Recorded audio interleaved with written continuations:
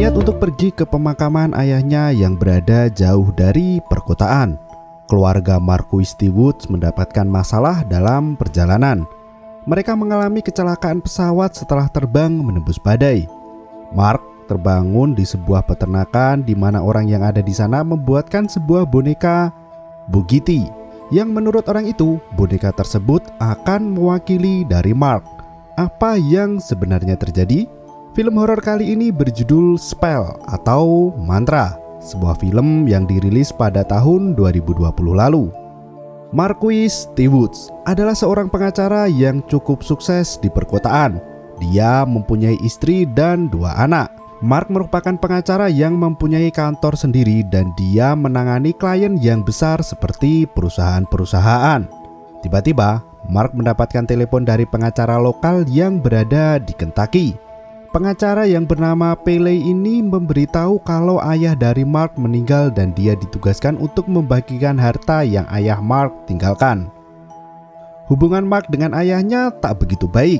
Dari kecil, Mark sudah kabur karena ayahnya terus menyiksa dirinya. Foira, istri dari Mark, mengajak semua keluarganya untuk pergi melakukan penghormatan terakhir. Dia menyuruh kedua anaknya untuk membatalkan semua kegiatan di akhir pekan. Tyden, anak laki-laki dari Mark, mendapatkan perundungan di sosial media. Mark berniat untuk membahas hal itu, namun Ty sama sekali tak tertarik karena dia menganggap ayahnya tak akan pernah mengerti. Mark hanya memberikan sebuah pesan, apapun yang terjadi, jangan berkelahi, karena itulah yang mereka harapkan. Karena jika melakukan perkelahian, orang kulit putih akan semakin mendiskriminasi orang kulit hitam. Mark dan keluarganya pun berangkat menggunakan pesawat pribadi mereka. Perjalanan yang panjang mengharuskan mereka mengisi bahan bakar di sebuah bandara kecil yang ada. Ty terkejut ayahnya bisa tahu kalau ada bandara dan ada tempat pengisian bahan bakar. Menurut Mark, dirinya sudah banyak terbang dan tahu beberapa bandara kecil yang ada di Amerika. Mark yang masuk ke dalam toko melihat beberapa benda aneh yang ada di dalam sana. Selain itu, pemilik toko sedang membuat sebuah tas teluh. Mark terkejut melihat hal itu karena dirinya sudah jarang sekali melihat tas tersebut. Tas itu dipercaya sebagai sebuah pelindung dari orang yang ingin melakukan teluh. Sementara itu di luar, Ty sedang kesulitan mencari sinyal. Dia menanyakan kepada pemuda setempat yang kebetulan hendak pergi mancing. Pemuda itu terkagum karena melihat tampilan Ty dan juga pesawat yang mereka pakai. Dia menganggap kalau Ty merupakan orang yang sangat kaya. Penjaga toko yang mengetahui Mark ingin pergi ke seberang bukit menyuruhnya untuk membeli tas teluh guna menghindari orang yang ingin meneluhnya. Namun Mark tak mau karena dia tak percaya dengan hal seperti itu. Pemuda yang bersama dengan Ty menanyakan tujuan kepergian dari Ty dan keluarganya. Ty memberitahu kalau dirinya hendak menghadiri pemakaman kakeknya yang berada di balik bukit yang dia tunjuk. Mengetahui hal itu, pemuda tersebut langsung pergi dan memberitahu kalau dia harus mengganti HP-nya dengan 5G karena sinyal 4G dan 3G sudah langka di sana. Sebelum berangkat, seorang sheriff datang. Mark sempat terkejut dan takut kalau dia akan mengalami rasisme. Namun untungnya polisi itu hanya memastikan kalau semuanya aman, karena jarang sekali ada pesawat yang melintas di wilayahnya. Perjalanan pun dilanjutkan. Terjadi perdebatan antara Mark dengan istrinya. Mereka meributkan tentang cara mendidik anak-anaknya. Foira sudah pusing karena Ty tak bisa dikendalikan omongannya. Keributan itu semakin sengit hingga mereka mulai masuk ke dalam badai. Pesawat tersambar petir berkali-kali hingga akhirnya terjadilah sebuah kecelakaan. Mark bermimpi ketika ayahnya dahulu menyuruhnya untuk menyembelih hewan. Dia terbangun dan sudah berada di dalam kamar dan sendirian. Kaki kirinya terluka dan Mark kebingungan di mana dia berada karena terlihat seperti sebuah peternakan. Eloise, sang pemilik rumah, mendatanginya. Dia segera menyuruh Mark untuk kembali ke ranjangnya. Mark yang kebingungan pun mencoba menanyakan keadaan keluarganya dan apa yang sedang terjadi. Namun Eloise malah terus memaksa Mark untuk kembali ke ranjang dan memberitahu kalau Mark datang ke tempatnya dengan kuda. Karena Mark terus menolak untuk kembali ke tempat tidur, Eloise akhirnya memanggil suaminya yang bernama Earl. Earl pun memanggil tukang jagal mereka yang bernama Louis untuk membawa Mark kembali ke tempat tidur. Earl mengatakan kalau dalam kecelakaan pesawat yang dialami Mark, hanya Mark yang tersisa. Mark tak percaya dengan omongan itu dan dia berniat untuk kabur dari sana. Namun dia dicegah dan bahkan diberikan ramuan bius agar bisa terhipnotis dan tenang. Eloise pun membuat boneka Buguti dengan darah dan beberapa barang milik Mark. Dia menunjukkan boneka itu pada Earl yang kemudian Earl meludahinya. Terlihat ada sesuatu yang tengah mereka rencanakan. Eloise pun mendatangi dan membangunkan Mark. Mark yang sudah bangun mencoba meminjam telepon untuk menelpon ambulan. Dia berjanji akan membayar semuanya dan tidak perlu khawatir mengenai uang. Namun Eloise menolak hal itu. Dia mengatakan kalau di tempatnya tidak ada telepon dan rumah sakit terdekat berjarak 50 mil, sekitar 100 kilo. Eloise menunjukkan boneka Bugiti yang dia buat. Menurutnya boneka itu akan mewakili Mark. Apa yang terjadi pada boneka tersebut akan terjadi pada Mark dan akan bertambah lebih seperti Mark dengan darah, mani, dan juga rambut. Semakin mirip dan semakin banyak hal baik terjadi pada boneka itu, maka akan semakin banyak hal baik juga yang terjadi kepada Mark. Eloise menjelaskan kalau Bugiti merupakan sihir lokal, seperti halnya dengan akar sihir Bonafide. Dia memperlihatkan dua botol, di mana yang satu untuk menghipnotis dan yang satu untuk menyadarkannya. Eloise meletakkan boneka Buguti milik Mark di depan jendela dan menaruh garam di sana. Menurutnya, garam itu akan membuat iblis tak bisa masuk ke dalam rumah. Ketika malam tiba, Mark mencoba mencari jalan keluar. Meski sulit, akhirnya dia berhasil membuka jendela dan mencari apa yang terjadi dengannya. Ada sebuah lubang di atap dan terlihat Eloise sedang memimpin sebuah kelompok. Di sana, Eloise mengatakan dia akan menyembuhkan seseorang pengikutnya. Lorraine. Awalnya dia tidak bisa bicara karena bisu. Eloise menyuruh suaminya untuk memotong lidah kucing yang ada di sana. Dan selanjutnya lidah tersebut ditempelkan pada boneka Bugiti milik Lorraine. Alhasil orang yang tidak bisa bicara tiba-tiba bisa bicara dalam sekejap.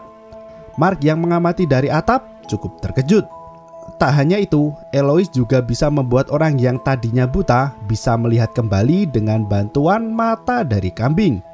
Dan di saat itu Mark ketahuan. Segera Mark bergegas masuk ke dalam rumah. Eloise yang masuk ke dalam kamar mencoba menanyakan yang Mark lakukan. Mark pun mengatakan kalau dia melihat yang Eloise lakukan. Eloise mengatakan kalau dia melakukan itu karena orang yang ada di sana berharap pada kesembuhan.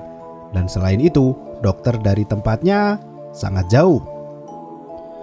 Mark yang awalnya menentang dan menyepelekan kalau itu bukanlah sihir, kali ini menjadi sedikit simpati. Dia berpikir kalau mungkin orang-orang yang ada di sana sudah putus asa dengan jalur pengobatan medis, sehingga memilih untuk menggunakan sihir. Pagi harinya ketika Mark bangun, dia mendapati ada makanan di samping ranjangnya. Karena sudah tidak makan beberapa hari, dia segera menyantap sop daging tersebut. Dia juga meminta tambahan pada Eloise karena dirinya berasa sangat lapar.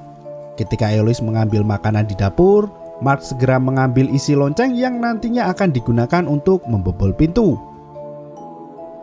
Mark yang sembari makan pun kembali menanyakan tentang suara yang dia dengar, suara seperti notifikasi ponsel. Dan tentu, Lois membantah hal itu karena menurutnya tidak ada benda seperti itu di rumahnya. Mark tidak mau berdebat dan kali ini dia mengalah. Eloise membawakan setumpuk tulang yang biasa digunakan untuk meramal masa depan. Mark disarankan untuk mencobanya dan tentu dia tidak mau. Eloise pun mengatakan kalau tulang itu memberitahu di mana Mark bisa bertemu dengan keluarganya lagi, yaitu ketika bulan darah tiba atau beberapa hari lagi. Eloise terus memaksa Mark untuk mempercayai hal itu dan bahkan dia memberikan kata-kata rasis kepada Mark, di mana meski Mark tinggal di kota, namun dia tetap berasal dari daerah sini dan menyuruhnya untuk jangan mengingkari siapa dirinya. Eloise pun pergi dari kamar Mark.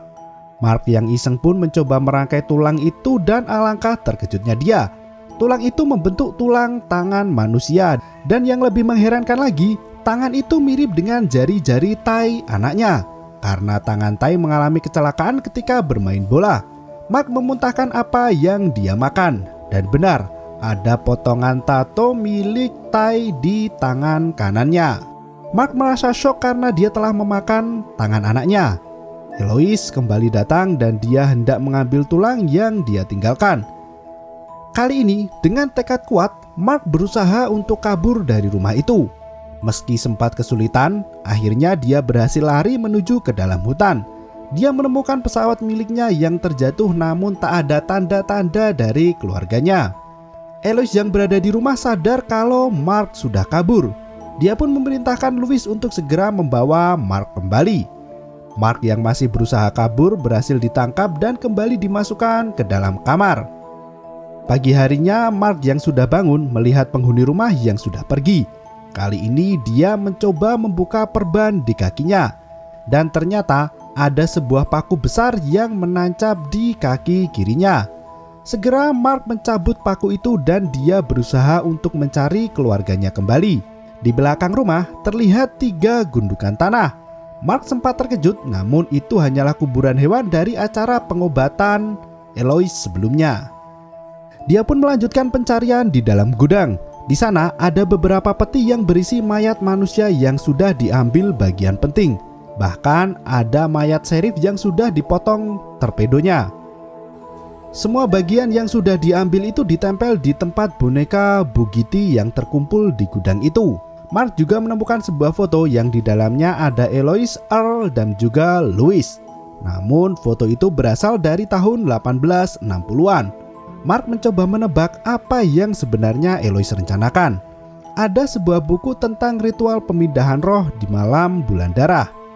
Akhirnya Mark menyadari kalau selama ini dia sudah dimantrai oleh Eloise dan tubuhnya akan dijadikan sebagai bahan ritual itu. Mark pun mempunyai rencana untuk pembalasannya. Dia juga akan membuat boneka Bugatti untuk Eloise dan boneka itu disembunyikan di bawah lantai. Terdengar kembali suara notifikasi pesan dari sebuah ponsel dan yang menyala tinggal ponsel milik Tai. Eloise, Earl, dan Louis kembali pulang ke rumah. Mereka menyadari kalau pintu rumah sudah terbuka. Segera Mark pergi ke atas dan bersiap untuk menyerang. Namun niat itu diurungkan karena dirinya mendengar Earl yang menyuruh Louis untuk membawa kapak. Ya, kaki dari Mark berniat untuk dipotong jika dia ketahuan berusaha kabur. Mark pun akhirnya melakukan hal gila. Dia menancapkan kembali paku di kakinya agar dia tidak ketahuan kalau sudah kabur. Eloise yang masuk pun segera mengecek kaki dari Mark dan dia mengatakan kalau kakinya masih segar dan dia akan segera sembuh. Selain itu, Eloise menyuruh Mark untuk beristirahat karena malam itu merupakan malam bulan darah. Mark pun kembali mencabut paku di kakinya. Dia menelpon polisi dan menceritakan keadaannya. Ternyata yang ditelepon merupakan sheriff yang dia temui di bandara.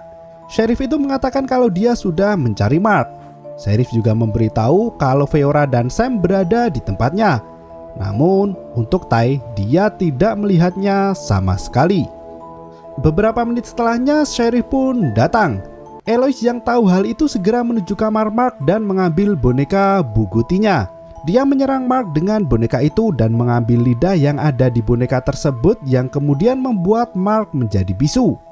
Sheriff pun mencoba mencari Mark namun dia tidak ketemu.